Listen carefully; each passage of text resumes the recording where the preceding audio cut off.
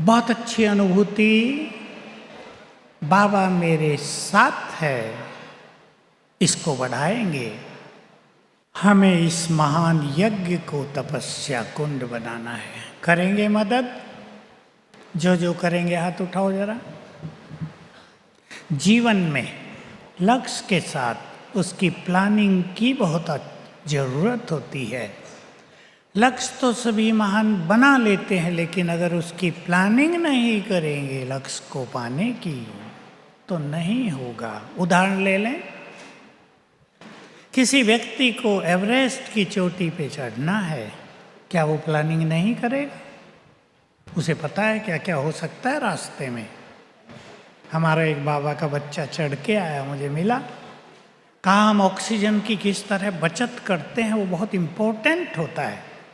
कई लोग चढ़ने में ही सारी ऑक्सीजन खर्च कर लेते हैं, उतरने के लिए बचती नहीं, मृत्यु हो जाती है।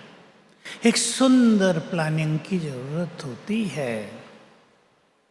हम सभी को विशेष रूप से 4 तरह की तपस्या करनी है। सब करेंगे।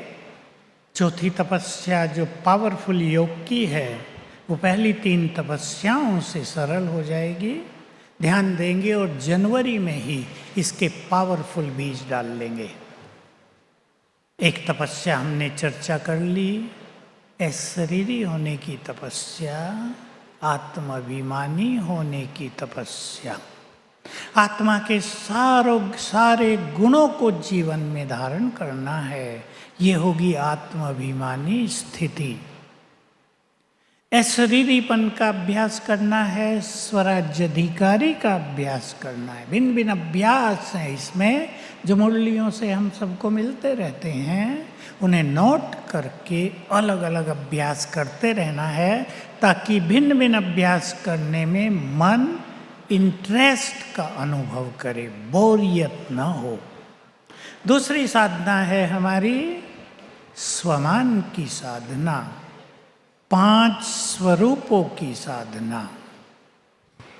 स्वमान और उससे ही जुड़े हैं हमारे 5 स्वरूप।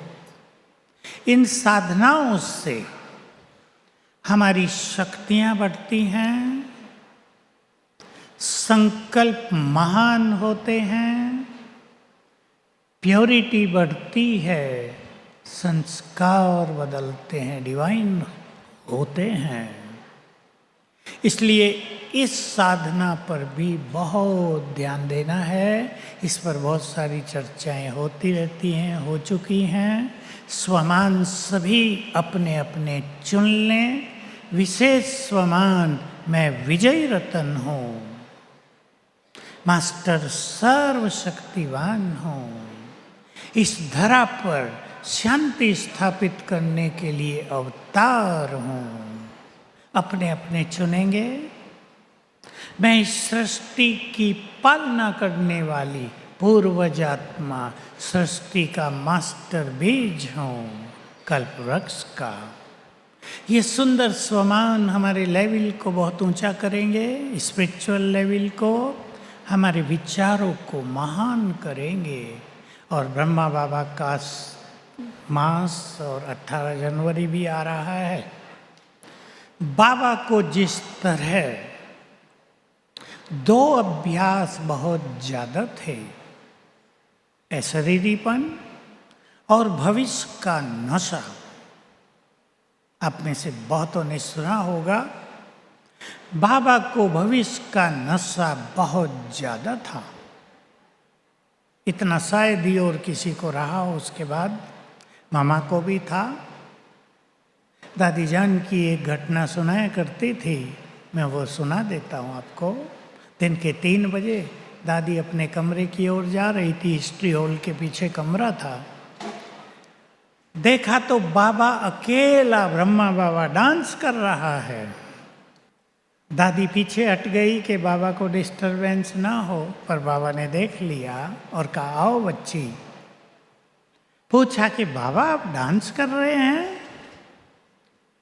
बाबा ने कहा, बाबा को नशा चढ़ा हुआ है, क्या बनने वाला हूं।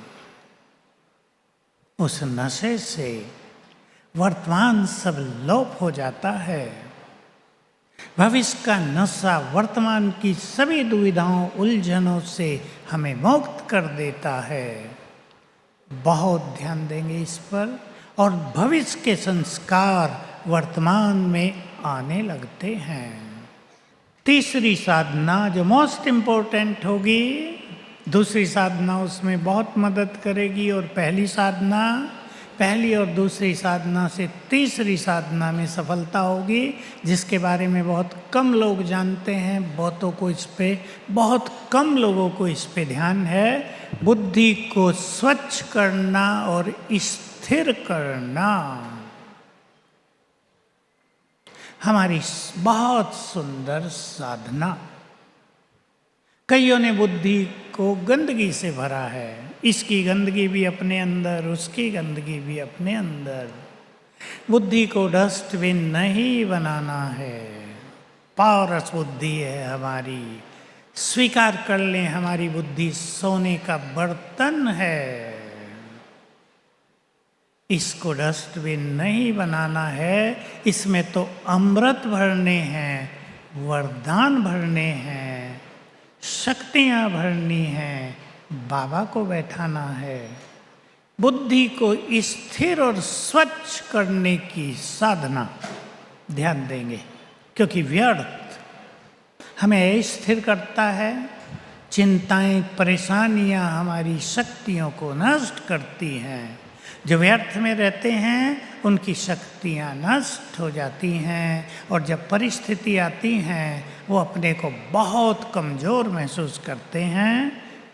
परिस्थितियां उनको हरा देती हैं। एक लक्ष्य बना लें, मुझे व्यर्थ से अपने को बचाना है। इस लक्ष्य से ही बहुत फायदे हो जाएंगे। बचाना है तो हम सुनेंगे नहीं। बहुत लोग व्यर्थ सुनते बहुत हैं, घंटों सुनते हैं, फिर सोचेंगे बुद्धि स्थिर हो जाए तो नहीं होगी, और बिना स्थिर बुद्धि के बाबा से वरदान प्राप्त नहीं होंगे। और जिन्हें वरदान मिल गए होंगे वही आने वाले प्रत्यक्षता के समय में सुंदर पार्ट प्ले करेंगे।